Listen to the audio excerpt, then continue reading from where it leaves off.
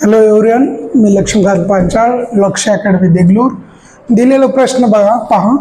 एका अंकगणिती श्रेणीचे 17वे पद हा 10व्या पदापेक्षा 7ने जास्त आहे, तर सामान्य फरक काढा म्हणले.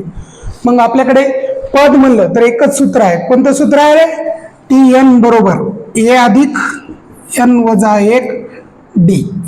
हे सूत्र असताना काय म्हणले?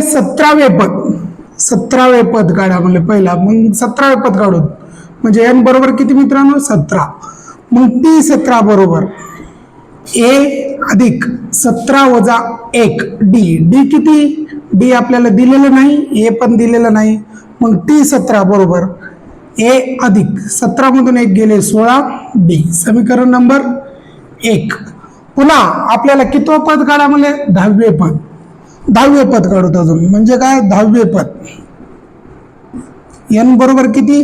10. पुन्हा T 10 बरोबर A अधिक 10 वजा 1 D ला D याला आहे 10 मधून 1 गेले किती? 9 D. हे किती पद आहे? 10वे पद. समीकरण नंबर 2. पण दिलेली 8 काय? 17वे पद हे 10व्या पदापेक्षा, म्हणजेच आपली दिलेल्या अटीनुसार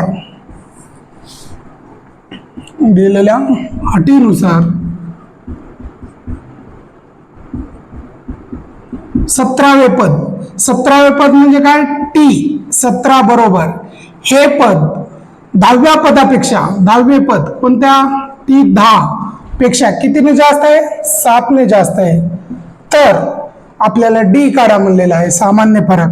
मग T17चं A अधिक 16 D लिहिता येते. A अधिक 16 D बरोबर हे T नाही, T10 A अधिक किती? 9 D अधिक 7 ला 7. हा A इकडे उजव्या बाजूला इकडे आणलं तर काय होते? ते वजा होतात. 16 D A इकडच्या बाजूला हा ऋण A आणि 9 D इकडे आणलं ऋण 9 D बरोबर किती? 7. हा A कडला म्हणजे 16 मधून 9 D गेले किती रे? 7 D बरोबर 7 ला 7. हा 7 गुणाकारामध्ये, इकडे आल्यावर काय? भागाकारामध्ये. 7 भागिले 7, 7 एका 7. D बरोबर किती? 1.